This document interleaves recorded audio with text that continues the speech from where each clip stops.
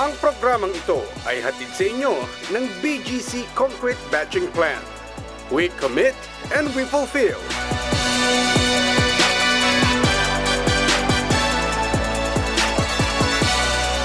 Princess D Ventures Incorporated. Total commitment to providing quality and on-time services.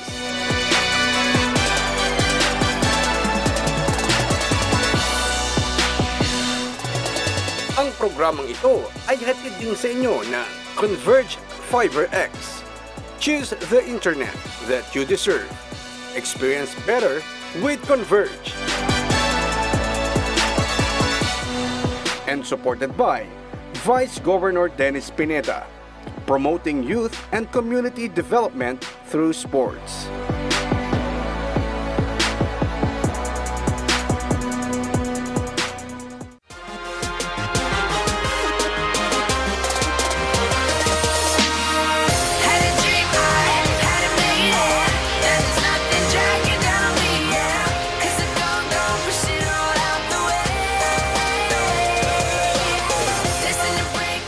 Dito sa Branzigao, ito po yung semi-finals sa pagitan po ng Systems Plus College Foundation Junior Division at ito pong Collegiate de Sebastian. Ang inyong pong lingkod, Paolo G. Santos, maghahatid po ng back-to-back ball game kasama po si Coach Rudy Montera. Coach, matinding bakbakan ito sa unang quarter pa lamang, dikit na dikit ang score.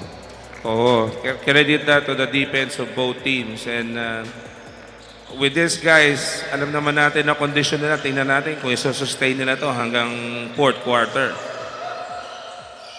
So let's, number 9. Tried an inside shot but deflected. Number 16 of Systems Plus dribbling the ball. Passing it to the shooter, Naku. Overshoots it. Scrambling for the board, both teams. But it's same ball, Systems Plus. Coach Chum calling out an inbound play. Coach Jerry instructing defense.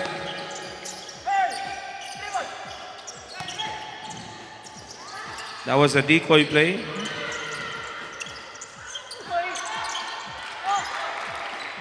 Missed by Systems Plus. Rebound. Number 17 tries for a pass break. Misses it. Rebound by number 17 of Systems Plus. Scrambling for the ball. So we have a jump ball, arrow ball.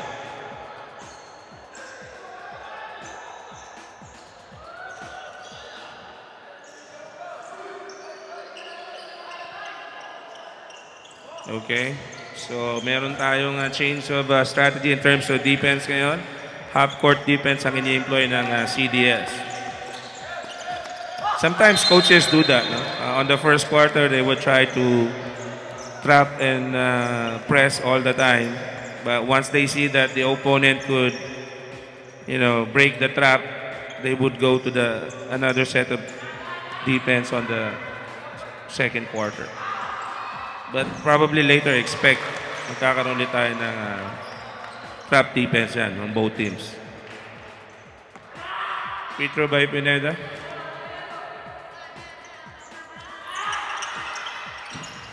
In. So score 10 for CDS, 11 for Systems Plus. Systems Plus, atit pa rin, trap pa rin defense nila. And they were successful, nakuha nila ang bola. Kaso nga lang, medyo sa board tumama yung layup ni number 21. Alam mo, pesky defense, but resulted in a foul by number 21.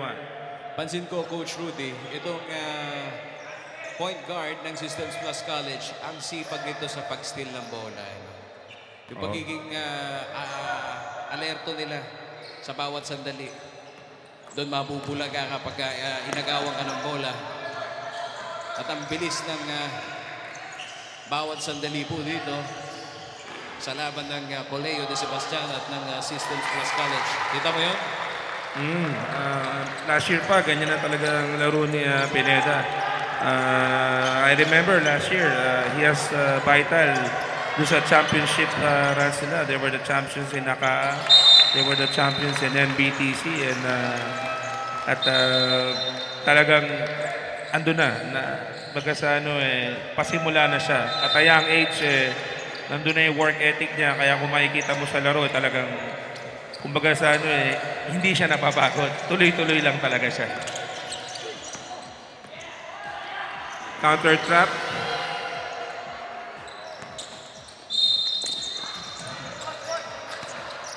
That was a nice foul by number 9 to prevent a pass break. Sure, 2 points na sana yon, but because of that foul, side court throw-in lang tayo.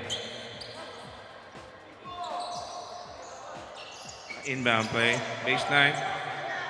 We need an inbounder. Ayun, bumilang na po yung referee. Pineda has the ball.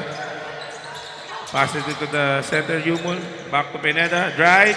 Passes to the inside. Misses. Number 22. Rebound by number 5. Pass to number 17. And basket by number 17. 14-11. CDS leading by 3 points. Nice shot by number 9 from Systems Plus. Sabi nga ni Coach Flores, huwag mo lang bigyan ng pagkakataon tong CDS. No? Dahil kapag sinipag at yung kombinasyon ng laro ng kada atleta nito, sumilap, hindi mo mapipigilan yan, Coach Rudy.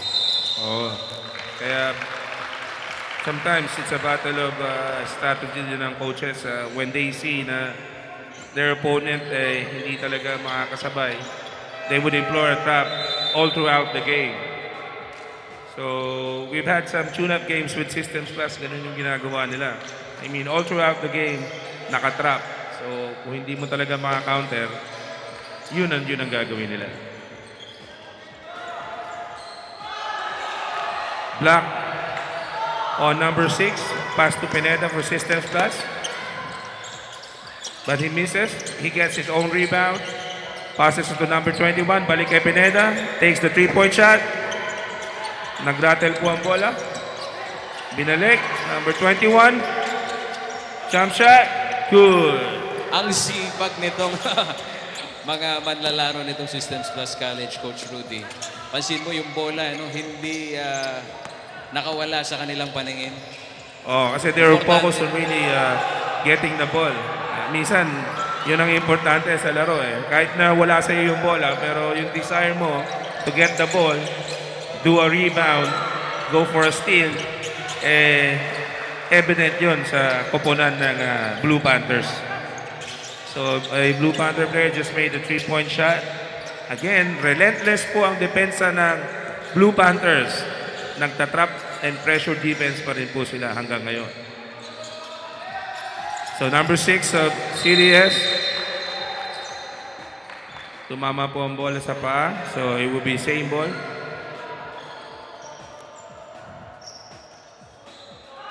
Four-point lead na po ngayon ng Systems Plus against CDS. 14-18 ang score po natin. Number 6, drives, pops out. Hindi nakatira ang shooter due to a good defense. Pero sa ilalim, ang ganda ng pasa ni number 6. So, 2-point lead na lang po, Systems Plus. Talagang ganda ng laban natin. Talagang dikit. Walang nakakalayo sa score. Shooter, 45 na po, takes it. Misses. Alam mo, Coach Rudy, itong nakikita kong diskarte ng Collegiate de Sebastian, yung mga manlalaro nila, kuminsan nagtitinginan lang, alam na kung paano ipoposisyon. Lalo na sa opensa. Credit that to preparation, Sergi. Kasi they do that in training. So sometimes, dahil they keep on doing it, familiar na sila by just looking at each other. Alam nila kung saan po pwesto.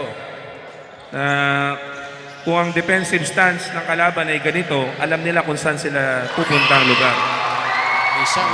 We just had a 3-point shot from CDS. Change lead po tayo ngayon. Lamang na po ang CDS ng 1 point, 19-18. Pamatay sunog yun, Naku drives, passes it to the inside. Binalik kay number 8. Medyo nagmimintes yung mga tira sa ilalim ng Systems Plus, but I steal by Naku.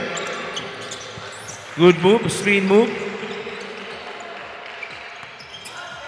So, hinaharas pa rin ni Pineda yung point guard ng CDS para hindi siya makapag-set up kagad. Alam mo, Coach Rudy, yung Sinaku, kita mo kanina, no?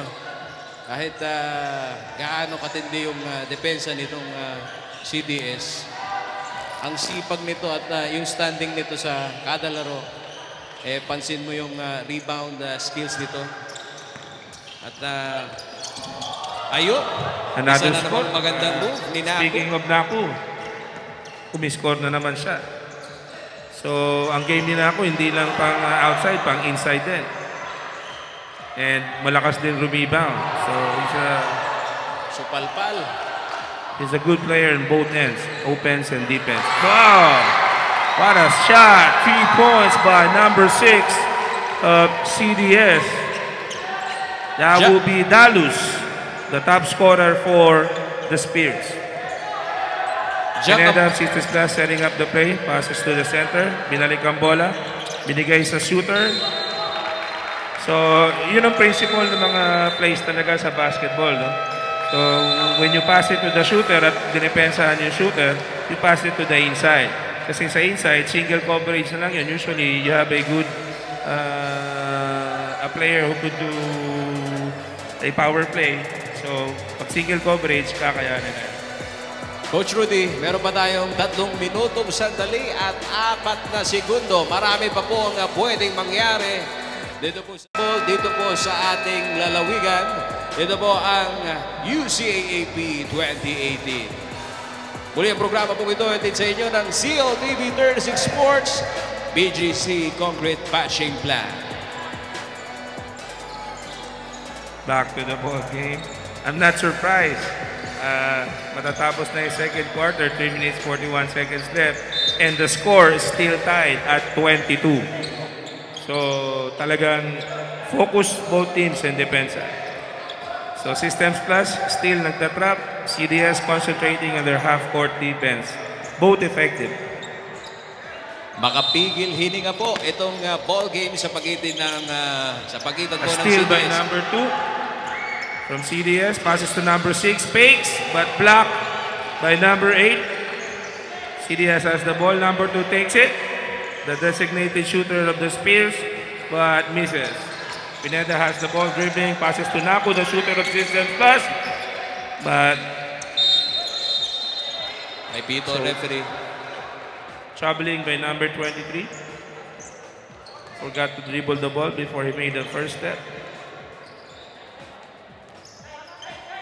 Alam mo, Coach, isa pa sa naging buti nitong paligang ito ay yung paghulma ng mga manlalaro, atleta dito sa ating rehiyon. Ibang klase.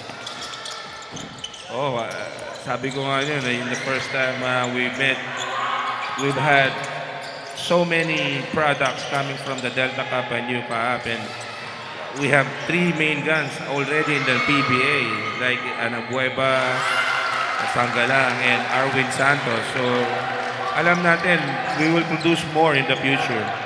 We have players na nasa UAAP, NCAA, and some also in the NPBL. So, talagang maganda itong programa nito ni Vice Governor Delta. Number 2, trying to do a pass break but loses the ball. And he commits a foul out of frustration.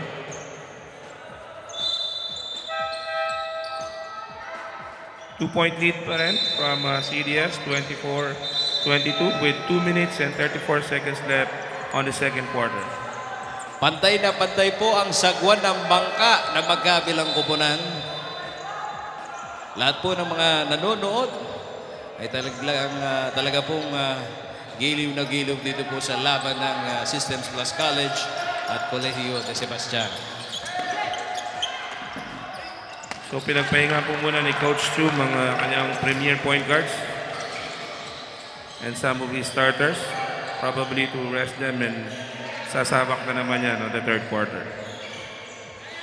Number 23 for CDS, creating some space, passes to number 15, drives and almost in. 23 rebound, blocked by number 8. Number 7 has the ball, passes to 21, fast break, and we have a foul.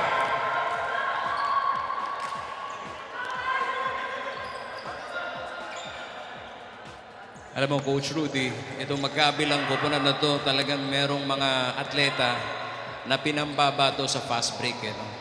Pansin mo, dalawang quarter pa lamang tayo. Pero yung fast break, kung bibilangin mo, ang dami na. Oh, yun talaga ang magiging effect if you have a trapping defense. Or if you have a good defense on the other side, you can do a transition. So, lalo na kung mabibilis ang guardia mo at tumatakbo din yung mga big guys mo. So, fast break talaga ang result nun.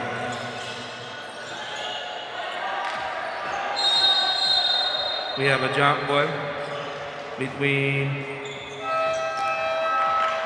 number 34 and 23.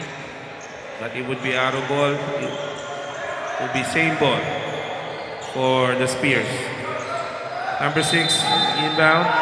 Inbound play. Ganda ng play na yun. So, motion without the ball, then magugulat ka na lang. May back-up, libre, open shot. Pass to the center for assistance plus. Na-intercept ni number 6. Goes for the pass break. And foul. So, 2 free throws coming up for number 6. So, makikita natin dito, Sir G, talagang iba yung strategy, magkaiba yung strategy nila. No? The other coach wants a trapping defense and more pass break points. The other coach would concentrate on a half-court defense, and if there's a chance for a pass break, they would go for it. If not, they would just set it up. And I think both teams are effective. Malalaman na lang natin to sa breaks of the game and sipag ng mga bata towards the end. Ang ganda supalpal doon. Isa na pa pong fast break. Nice pass by number 9 to number 7. Fast break point again. So 2-point lead na lang ang CDS. 27-25. Number 6 again, but blocked by Yumul. If I'm not mistaken, that's the 3rd or 4th block of Yumul already in this ball game. So talagang may maasahan sa depensa itong batang to. A layup by Yumul, but there's a foul. So 2 free throws po para kay Yumul, ang ating shot blocker. Hindi pa rin po nagkakalayo ang score. Ito pong magkabilang koponan, Coach Rudy. Napakahalaga nitong free throw shot na to para sa Systems Plus College. Pumasok. First free throw is in. So 1-point lead na lang for CDS. Second attempt. And it's also win. That's what good about Yumul. Ang sipag niya sa depensa, kita mong pagod na pagod, but still he makes the free throws. I know kasi some players kapag pagod na, they miss the free throws. So, credit that to the conditioning of their coach na kahit pagod na, still they will make the shots. Itong 54 na segundo, Coach Rudy. Ayan, nag-time out no? Ito, Coach Rudy, yung disiplina.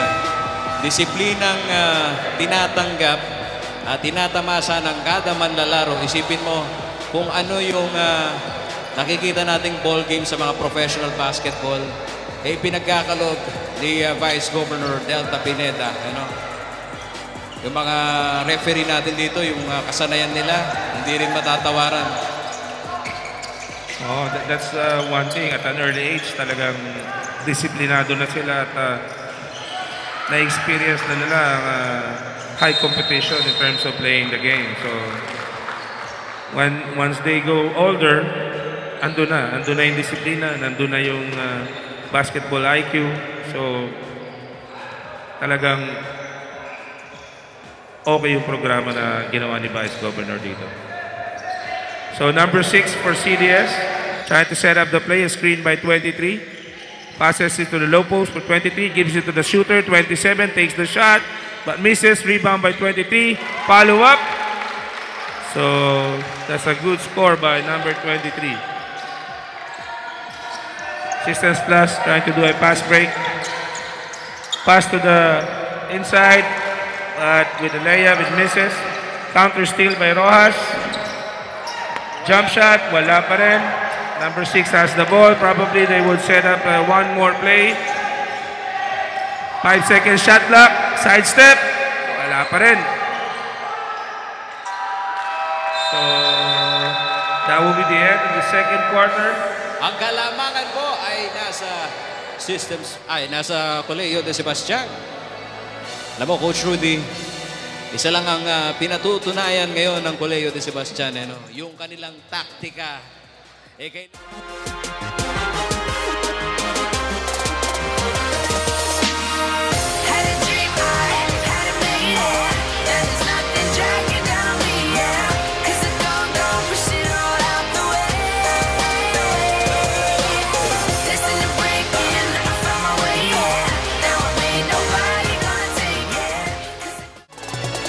Ang programang ito ay hatid sa inyo ng BGC Concrete Batching Plant. We commit and we fulfill.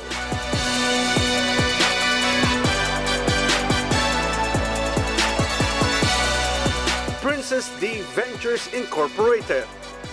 Total commitment to providing quality and on-time services.